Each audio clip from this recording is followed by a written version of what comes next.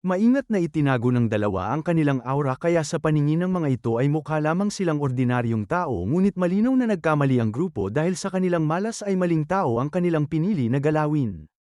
Hindi man lang gumalaw si Ming habang ang invisible sword ay tahimik na nagbago anyo bilang manipis na sinulid ng espada at biglang kumislap sa hangin. Sa isang iglap ay naputol ang mga kamay ng apat na lalaki sa may palso at 8 dagwang kamay ang bumagsak sa lupa habang bahagyang gumagalaw pa ang mga daliri. Sumunod na sandali ay napasigaw sa matinding sakit ang apat habang hawak ang kanilang naputol na mga bisig. Agad namang napagtanto ng lalaking nagbibigay ng utos na nakatagpo sila ng isang malakas na kalaban kaya mabilis itong naglabas ng isang talisman upang tila tumawag ng tulong. Ngumisi si Ming at malamig na nagpahayag na sila mismo ang humiling ng kapalarang ito kaya huwag siyang sisihin kung magiging malupit siya. Itinuro ng lalaking nakapula si Ming at nagbanta na huwag itong magpakasobra sa kayabangan dahil ang kanilang sect leader ay isang martial saint na kayang durugin ang ating bida sa isang galaw lamang at kung marunong itong mag-isip ay dapat na agad itong sumuko. Ngunit kalmadong tumango si Ming at tila walang takot na nagpahayag na maghihintay siya sa pagdating ng martial saint. Hindi pa man natatapos ang sandali ay dalawang martial dominator ang biglang bumaba mula sa himpapawid gamit ang kanilang liwanag ng paglipad. Ang isa ay isang lalaki at ang isa ay isang babae kapwa nasa gitnang edad. Ang lalaki ay maitim ang balat pandak at hindi kaaya-aya ang anyo ngunit nakasuot ng malaking kulay ube at gintong balabal na tila pilit na nagpapakita ng awtoridad. Samantala ang babaeng martial dominator ay mas maayos ang itsura ngunit kahit may edad na ay makapal pa rin ang kolorete sa mukha na lalong nakapagbigay ng hindi kanais-nais na impresyon. Tila minamaliit ng lalaking martial dominator ang sitwasyon at itinuturing na dalawang bata lamang ang kaharap habang may pagnanasa pa nitong inaangkin si Jiang Zhu. Ang tinawag na third sister ay tumawa rin at sinuri si Ming mula ulo hanggang paa habang ipinapakita ang sariling interes. Nanatiling kalmado si Ming at inilabas ang Dragon Hammer habang tahimik na nagbabala na kung makakatagal ang mga ito sa isang atake ay palalampasin niya ang kanilang buhay. Malakas na tumawa ang lalaking martial dominator at nagpakita ng paghamak ngunit bago pa niya matapos ang pangungutya ay kumilos na ang ating bida. Sa isang iglap ay umalingaw-ngaw ang Dragon Hammer sa hangin na may kasamang malakas na pagsabog habang ang espasyo sa paligid ay tila napilipit at halos gumuho sa bigat ng puwersa. Walang pag-aatubiling bumagsak ang atake patungo sa kalaban na may napakalakas na momentum na kayang wasakin ang lahat ng madaanan. Sumigaw ang lalaking martial dominator at agad na pinakawalan ang Blood River Divine Feast kung saan isang napakalaking pulang kamao ang sumabog mula sa kanyang katawan at ramaga sa pasulong upang salubungin ang Dragon Hammer. Sa sandaling ito ay nagbanggaan ang dalawang puwersa sa gitna ng hangin at lumikha ng isang napakalakas na pagsabog na umalingaw-ngaw sa buong paligid habang ang enerhiya ay kumalat sa bawat direksyon. Sa isang malakas na pagsabog ay agad na sumabog ang tinaguriang Blood River Divine Feast ngunit ang Dragon Hammer ay hindi man lamang napigilan at dirdiretsong tumama sa ulo ng lalaking martial dominator. Sa isang iglap ay nadurog ang kanyang katawan at naging isang duguan na laman habang ang kanyang presensya ay tuluyang naglaho. Si Ming ay isang tunay na master na nangingibabaw sa trial grounds kaya ang isang martial dominator mula sa ligaw at hindi kilalang lugar ay walang kakayahang makipagsabayan sa kanya at kahit pa ang mga martial dominator mula sa maliliit na sect o maging mula sa 9 Holy Lands at 4 Divine Lands ay hindi rin sapat upang makuha ang kanyang atensyon dahil kaya niyang tapusin ang mga ito sa isang galaw. Napatigil ang babaeng mandirigma at tuluyang nabigla sa nasaksihan habang hindi makapaniwala sa bilis at lakas ng nangyari. Napako ang kanyang tingin kay Ming at ramdam ang matinding takot na unti-unting bumabalot sa kanyang kalooban. Mariing tinitigan ni Ming ang babaeng mandirigma at malinaw na ipinahayag ang kanyang tanong kung nais pa ba nitong mabuhay o mamatay. Dahil sa matinding takot ay agad na pinili ng babae ang mabuhay at tuluyang nawala ang kanyang lakas ng loob upang lumaban kaya siya ay lumuhad sa harap ng ating bida. Ang kanyang kasama na mas malakas pa sa kanya ay pinatay sa isang iglap kaya ang natitirang pag-asa ay tuluyang naglaho. Sa malamig na tinig ay ipinahayag ni Ming na mayroon siyang ilang katanungan at kinakailangan nitong sumagot ng tapat. Agad namang sumang-ayon ang babae at paulit-ulit na tiniyak na magsasabi siya ng totoo.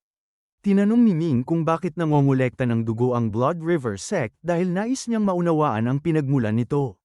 Ipinaliwanag ng babaeng mandirigma na ang lahat ay konektado sa pinagmulan ng kanilang sect kung saan ang nagtatag nito ay dating isang karaniwang tao sa bundok na aksidenteng nahulog sa isang batis. Sa loob ng batis na ito ay may nakatagong daanan na konektado sa ilalim ng lupa kung saan matatagpuan ang Blood River. Dahil sa pag-usisa ay muling nagtanong si Ming kung ano nga ba ang tunay na Blood River. Ipinaliwanag ng babae na ayon sa nalaman ng mga tao ay may isang blood demon na minsang pinigil at ikinulong sa ilalim ng batis na ito at ang blood demon na ito ay napakalakas at umabot sa longevity realm. Matapos itong pigilan at pinuhin ay tuluyang naging blood river at ang dugo sa loob nito ay naglalaman ng sinaunang alaala ng blood clan. Ipinagpatuloy ng babae ang paliwanag kung saan ang mga tao sa bundok ay uminom ng dugo mula sa Blood River at nagsimulang tahakin ang landas ng cultivation hanggang sa malikha nila ang sariling Blood River Divine Art at maitayo ang Blood River Sect. Upang may sagawa ang cultivation na ito ay kinakailangan nilang uminom ng sariwang dugo lalo na mula sa ibang cultivator dahil ito lamang ang paraan upang patuloy na lumakas. Ngunit habang dumarami ang kanilang bilang ay lalo ring tumataas ang pangangailangan sa dugo kaya napipilitan silang umatake sa mga dumadaan upang matugunan ang kanilang pangangailangan. Sa mga narinig ay naalala ni Ming ang Bloodbath Demon na kanyang nakaharap noon kaya naisip niyang maaaring iisa lamang ang pinagmulan ng mga ito bilang bahagi ng Blood Clan kaya agad siyang nagtanong kung mayroon bang Bat Demon sa kanilang sect. Tumango ang babae at ipinaliwanag na ang kanilang ninuno ay may mga alagang nilalang at kabilang dito ang isang Bat Demon. Muling nagtanong si Ming tungkol sa tinutukoy na ninuno upang mas malinaw ang kanyang kaalaman. Ipinaliwanag ng babae na ito ang Blood River Ancestor na siyang tao na mula sa bundok na nagtatag ng kanilang sect at siya ay buhay pa ngunit matagal nang umatras sa likod upang ituon ang sarili sa cultivation at bihira nang makialam sa mga gawain ng sect. Dahil dito ay naging maingat si Ming at agad na nagtanong tungkol sa antas ng lakas ng Blood River Ancestor. Ipinaliwanag ng babae na ang kanilang ninuno ay nasa ikalimang antas ng Dharma Heaven Realm at ang kanyang kapangyarihan ay hindi masukat kaya nakiusap ito na huwag siyang patayin. Nang marinig ni Ming na ang kalaban ay isang master na nasa antas ng Diyos ay agad siyang nawalan ng interes dahil wala siyang oras upang makipaglaban sa ganoong uri ng kalaban kaya ang pinakamainam na desisyon ay ang umalis. Gayunpaman ay nagbago ang isip ni Ming matapos marinig ang kasunod na sinabi ng babaeng mandirigma dahil ipinahayag nito na ang Blood River Ancestor ay matagal nang nagsasagawa ng cultivation ng Blood Infant sa loob ng Blood River sa loob ng halos 100 taon at tila malapit na itong magtagumpay. Dahil dito ay agad na naudyok ang kuryosidad ng ating bida kaya tinanong niya kung ano nga ba ang tinatawag na Blood Infant. Ipinaliwanag ng babaeng martial dominator na ang Blood Infant ay isang uri ng buhay na nilalang na inaalagaan at hinuhubog ng mismong Blood River at sa sandaling ito ay ipanganak ay maaari na nitong taglayin ang lakas na umaabot sa antas ng mga Diyos. Dagdag pa nito na ang Blood Infant ay may pambihirang talento at sa oras na ito ay lumaki ay magiging kanang kamay ng kanilang ninuno.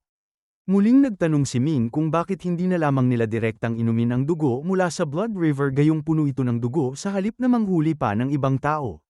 Sa puntong ito ay napabuntong hininga ang babae at ipinaliwanag na hindi sila pinapayagan ng kanilang ninuno na pumasok sa Blood River dahil sa sandaling ininom nila ang dugo nito ay mamamana nila ang mga alaala ng Blood Clan at maaaring malampasan nila ang kanilang ninuno.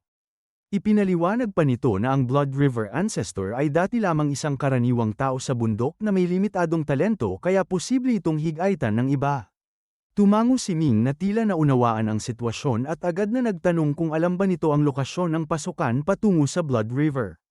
Saglit na nagatubili ang babae ngunit kalaunan ay nagsalita at ipinaliwanag na may inilagay na Blood River Formation ang kanilang ninuno sa mismong pasukan kaya halos imposibleng makapasok dito. Sa malamig na tono ay ipinahayag ni Ming na hindi na nito kailangang alalahanin ito at ang kailangan lamang ay ibigay ang lokasyon. Dahil sa takot ay agad na tumango ang babae at sinabi na ang pasukan ng Blood River ay matatagpuan sa bangin na nasa tapat ng Purple Crystal Mountain sa kanlurang bahagi.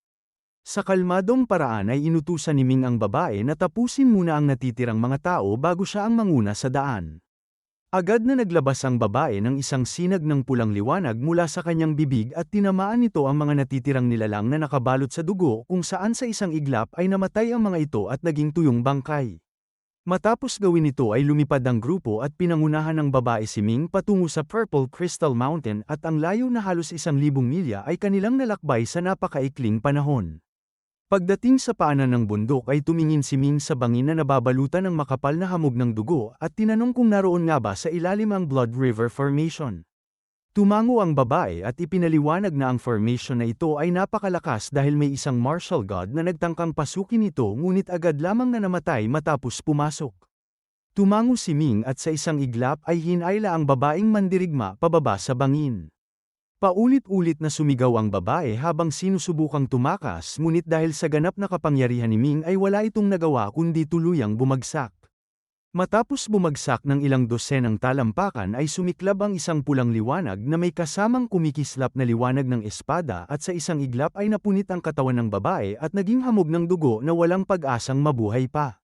Walang kahit anong awa si Ming sa ganitong uri ng demonyong babae dahil ang direktang pagpatay ang pinakamabilis at pinakaepektibong paraan at nais din niyang gamitin ang pagkakataong ito upang obserbahan ang galaw at mga patakaran ng Blood River Formation.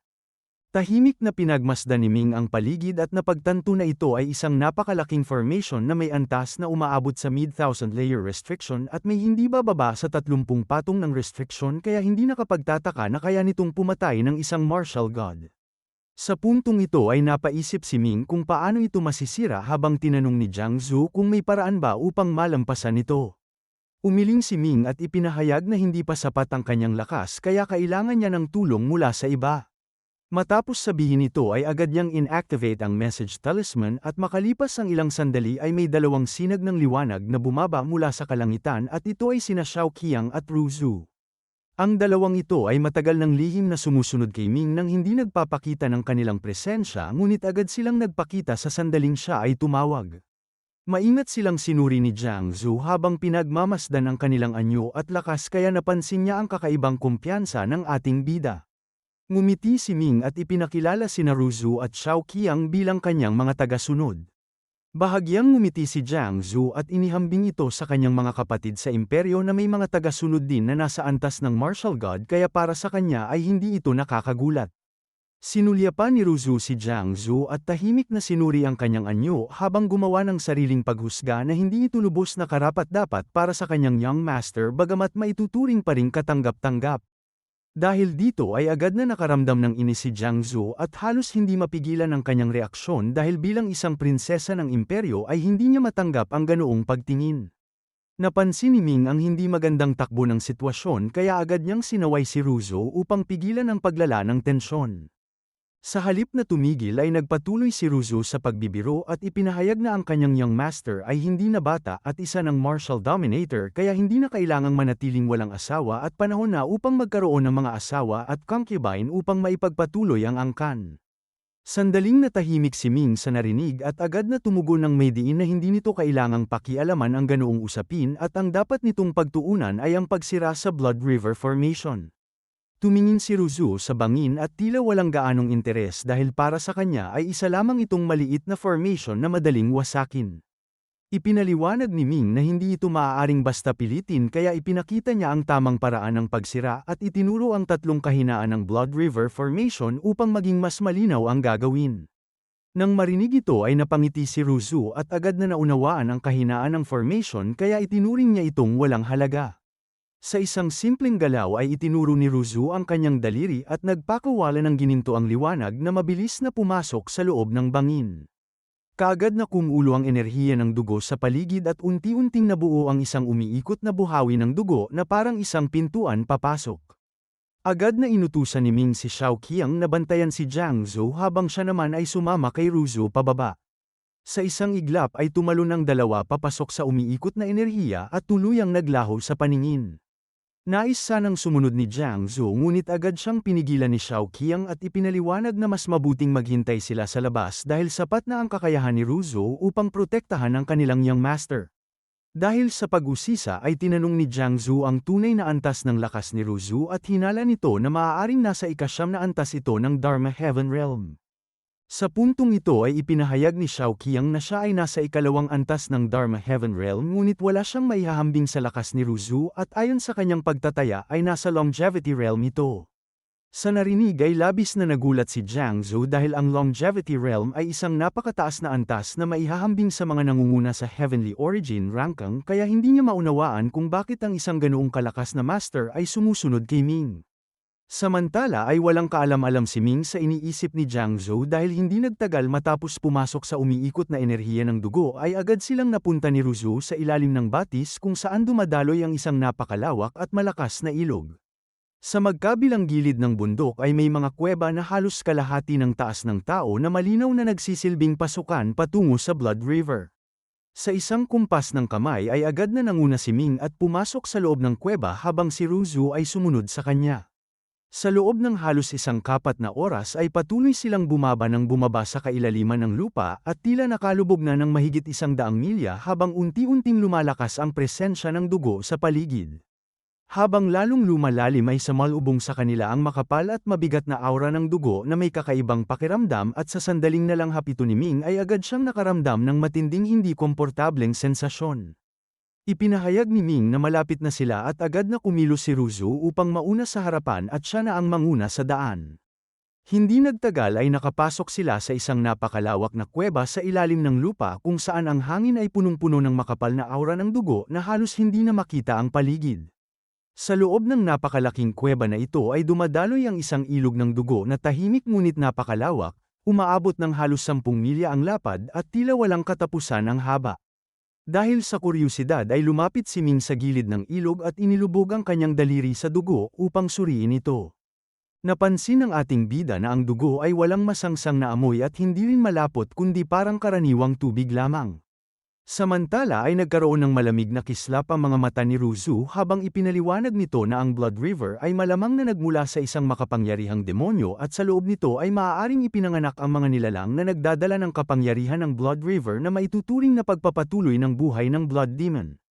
Tumango si Ming at ipinaliwanag na ito rin ang dahilan kung bakit siya nagpunta sa lugar na ito dahil naniniwala siya na kung ang Blood River ay kayang lumikha ng Blood Infant ay tiyak na kaya rin itong magpalitaw ng iba pang mga nilalang. Kapag ang mga nilalang na ito ay nakalabas ay magdudulot ito ng matinding pagdanak ng dugo at maraming inosenteng buhay ang mawawala. Ngumiti si Ruzu at napansin ang pananaw ng kanyang young master dahil karamihan sa mga cultivator ay hindi nagbibigay halaga sa buhay ng mga ordinaryong tao. Sa kalmadong paraan ay ipinahayag ni Ming na kumikilos lamang siya ayon sa kanyang konsensya at hindi ito tungkol sa pagiging maawain dahil sa mundong ito ay mahirap tukuyin ang tunay na hangganan ng mabuti at masama dahil iba-iba ang pananaw ng bawat nilalang. Habang nag-uusap ay patuloy silang naglalakad sa gilid ng ilog ng dugo hanggang sa bigla na lamang may sumulpot na maraming halimaw mula sa ilog. Ang mga ito ay kahawig ng mga sanggol ngunit may mga pakpak sa likod at ang kanilang mga braso ay matutulis na parang sibat habang ang kanilang mga ngipin ay maliliit ngunit matatalas at ang kanilang mga mata ay kulay ube. Sumugod ang mga ito habang naglalabas ng nakakatakot na sigaw. Hindi kumilos si Ming at hinayaan lamang si Ruzu na kumilos kung saan sa isang kumpas ng kanyang manggas ay sunod-sunod na sumabog ang mga halimaw at namatay sa tubig at sa pampang. Napansin ni Ming na ang lakas ng mga halimaw ay hindi bababa sa antas ng Martial Grandmaster ngunit malinaw na ito ay mga mababang uri lamang. Bahagyang nagsisi si Ming dahil kung dala niya ang kanyang Divine Demon Flag ay maaari sana niyang mahuli ang ilan sa mga nilalang na ito. Sandaling nag-isip si Ruzu at ipinahayag na maaari niyang tanggapin ang mga alaala mula sa dugo ng Blood Clan dahil kahit ang kanilang paraan ng cultivation ay tila masama ay mayroon din itong sariling halaga at ang lahat ng uri ng cultivation ay nakadepende sa kung paano ito gagamitin. Nagulat si Ming sa mungkahing ito dahil nangangahulugan ito ng paggamit ng mga demonyong pamamaraan ng Blood Clan. Ipinaliwanag ni Ruzu na hindi kinakailangang mag-cultivate nito kundi gamitin lamang upang makakuha ng kaalaman at koneksyon dahil ang mga tunay na master ay hindi nililimitahan ang kanilang sarili sa iisang landas lamang. Matapos mag-isip ay sumang-ayon si Ming at agad na sumalok ng dugo mula sa ilog at ininom ito. Wala itong lasa ngunit sa sandaling pumasok sa kanyang katawan ay naging maliliit na enerhiya ito na nag-ayos at bumuo ng kakaibang mga ron na pumasok sa kanyang spiritual world. Agad na pinaandar ni Ming ang 8 Elements Calculation Formation upang suriin ang mga alaala na dala ng dugo at sa tulong ng napakalakas na formation na ito ay mabilis niyang naunawaan ang lahat ng impormasyong nakapaloob dito. Gayunpaman ay napakaliit lamang ng impormasyong nakuha kaya agad ding huminto ang pagkalkula matapos ang maikling sandali. Binuksan ni Ming ang kanyang mga mata at ipinahayag na kailangan niya ng mas dalisay na dugo. Tumango si Ruzu at tumingin sa Blood River bago iniunat ang kanyang kamay. Sa layong 1,000 milya ay isang pulang nilalang nakahawig ng sirena na may dalang patalim at hairpin ang agad na sumabog at ang dugo mula sa puso nito ay nagtipon sa isang kumpol na kasinlaki ng kamao at lumipad patungo kay Ming. Ang nilalang na ito ay hindi bababa sa antas ng Marshal Saint ngunit napatay sa isang iglap. Agad na nilunok ni Ming ang dugo ng puso at sa sandaling ito ay lumitaw ang napakaraming alaala na nagpasimula muli sa pag-andar ng 8 Elements Calculation Formation. Makalipas ang ilang sandali ay muling nagmulat ng mata si Ming at ipinaliwanag na ang bawat uri ng nilalang ay may magkakaibang impormasyon mula sa Blood Clan kaya kinakailangan pang kumuha ng iba pang uri.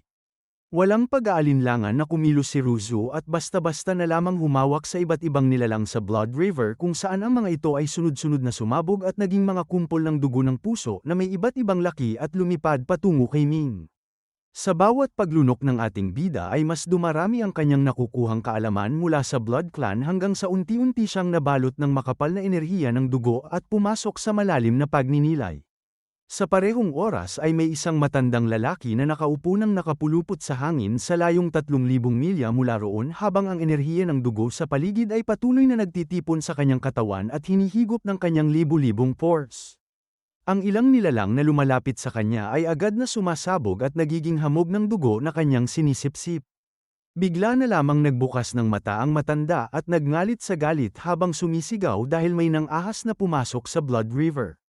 Sa isang iglap ay lumitaw si Ruzu sa kanyang harapan matapos tawirin ang napakalayong distansya. Nabigla ang Blood River Ancestor dahil kahit gaano pa siya kalakas ay nasa antas lamang siya ng Dharma Heaven Realm at agad siyang nakaramdam ng matinding takot sa presensya ni Ruzu.